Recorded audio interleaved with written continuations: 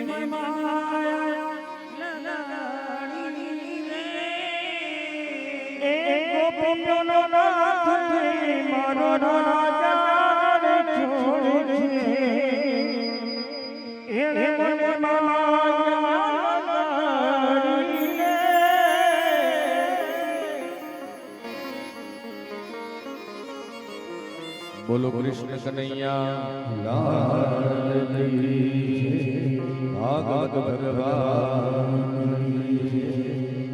દ્વારિકાધીશ ભગવાન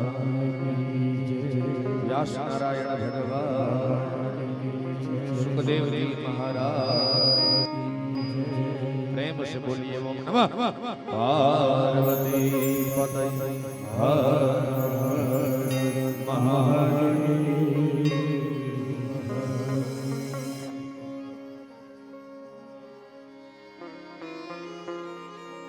ભગવાન કૃષ્ણ કાલાવડ રોડ સુધી તો આવી ગયા છે કે હવે આ બધા દેવગંબર કેવી રીતે બોલાવે એના ઉપર આધાર છે। હરિ વ્યાપક સર્વત્ર સમાના પ્રેમતે પ્રગટ હોઈ મે જાના। શ્રીમદ ભાગવતજીની અંદર કાલની કથા તો અતિ આનંદમય કથા ભગવાનની જે બાળ લીલાઓ છે। ભગવાન પ્રગટ થયા પછી જે વ્રજ મંડળની અંદર 84 કોષ વ્રજ મંડળ છે અને એની અંદર જે આનંદ થાય છે અને સર્વે જના આનંદ દયતિ એવા નંદજીને ત્યાં ભગવાન પ્રગટ થવાના વસુદેવ અને દેવકીજીને માધ્યમ બનાવી અને ભગવાન આ ભૂતલ ઉપર પ્રગટ થવા।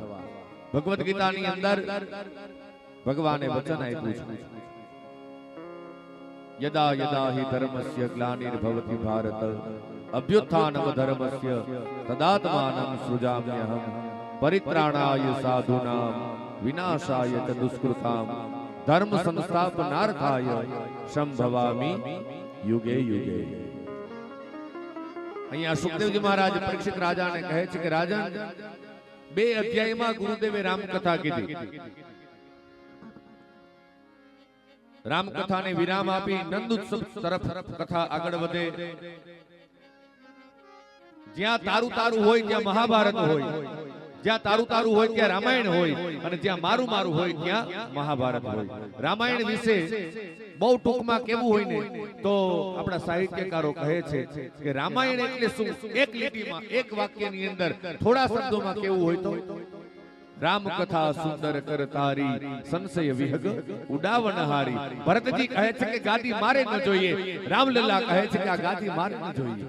જ્યાં તારું તારું હોય ત્યાં રામાયણ હોય અને જ્યાં મારું મારું હોય મહાભારત હોય। આપણા દેશની એક દીકરી નાનકડી ઉંમર નાની છે એટલે કોઈ મહેમાન આવે અને દીકરીને 5-25 રૂપિયા આપે એટલે દીકરી દોડીને જાય અને રામાયણમાં એ પૈસા મૂકી દે। એટલે એના પિતાજીએ કીધું કે બેટા આપણા ઘરની અંદર કબાટ છે, તિજોરી છે, એની અંદર તું પૈસા મૂકતી હોય તો એમ નહીં પિતાજી પણ તમે કેવા શું માંગો છો? ત્યારે આપણા દેશની દીકરીએ કીધું કે તમારો કહેવાનો અર્થ હું સમજતી નથી। ત્યારે એના પિતાજીએ કીધું કે બેટા તને મહેમાન આવે અને પૈસા આપે 5-25 રૂપિયા, એ તો ક્યાં મૂકે? બોલે રામાયણમાં। એ તો તમને હું કહું છું પણ રામાયણમાં શું કામ મૂકે છે? કબાટ છે, તિજોરી છે, એમાં મૂકતી હોય તો? ત્યારે દીકરીએ કીધું પણ પિતાજી શું કામે? ત્યારે એના પિતાજીએ કીધું કે બેટા કોઈ દિવસ ચોર ચોરી કરવા આવશે અને તારા પૈસા લઈ જશે તો? ત્યારે આ ભારત દેશની દીકરીએ બહુ સુંદર જવાબ દીધો કે સાંભળી લો પિતાજી, ચોર ચોરી કરવા આવે ને એ કોઈ દિવસ રામાયણ ખોલે નહીં અને રામાયણ ખોલે એ કોઈ દિવસ ચોરી કરે નહીં। રામ કથા સુંદર કર તારી સંશય વિહગ ઉડાવનહારી। ફૂલ તૈયારીઓ આ નંદોત્સવના દિવસે કોઈ કથા જ ન કરવા દે। બોલો ગોઠવાઈ જાઓ, ગોઠવાઈ જાઓ। જુઓ મંગલ ઘંટ રે સંભળાય, મોહન મારો આવે છે।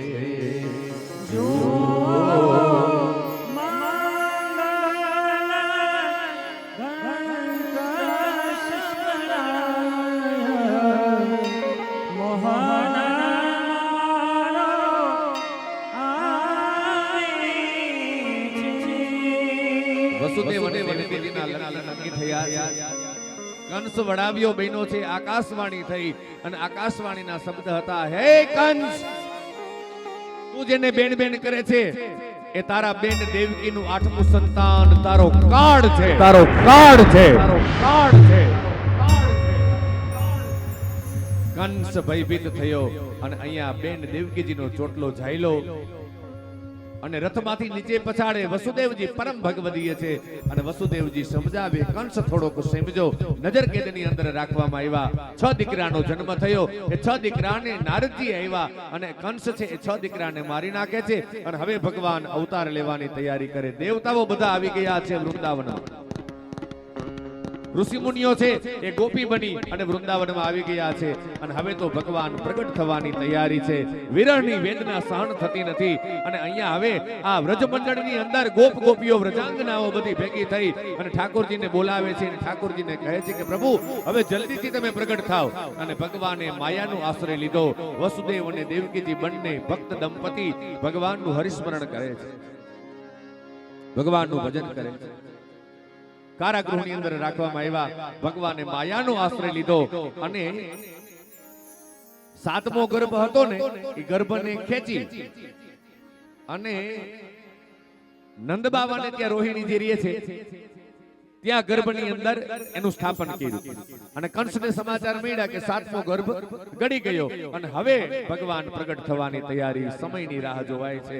અને અહીંયા વ્રજવાસીઓ બધા એ વ્રજમંડળમાં ભેગા થાય અને ઠાકોરજીને યાદ કરે કે હે પ્રભુ જલ્દીથી પધારો, જલ્દીથી પધારો, જલ્દીથી પધારો. રાહ જોવે છે. કાર્તક મહિનો આવ્યો. હવે છે ને બધા 2 હાથ ઊંચા કરો. જવા દો, જવા દો, હજી ઊંચા. હા બસ. હું તમને એમ કહું ને કે કાર્તક એટલે તમારે કહેવાનું ગયો. શું કહેવાનું?